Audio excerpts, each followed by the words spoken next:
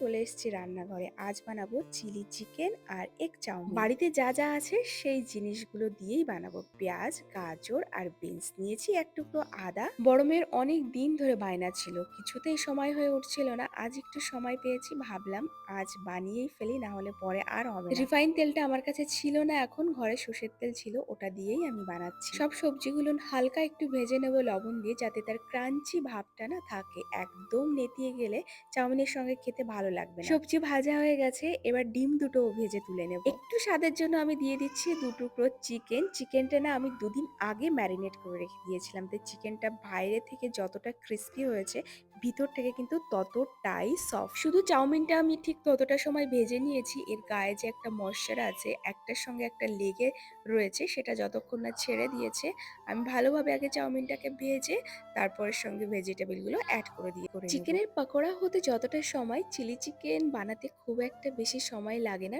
খুব একটা ঝামেলাও হয় না, খুব সহজ আর খেতেও কিন্তু বেশি। আমার চিলি চিকেনটাও হয়ে গেছে, এবার একটু স্বাদ দেখি কেমন হয়েছে, লবণ ঝাল মানে সবকিছু ঠিকঠাক আছে কিনা। এই যে আমার চিলি চিকেনটা দেখতে কেমন লাগছে সেটা বলতে পারবো না, কিন্তু খেতে খুব খুব খুব টেস্টি হয়েছিল। নিজে রান্না করছি জন্য না। আর এদিকে আমার পুচসোনাও উঠে গেছে, আর মাম্মিও এখন ফ্রি। মাম্মি সব কাজবাজ গুছিয়ে এখন বসে ওর সঙ্গে একটু খেলা করবে।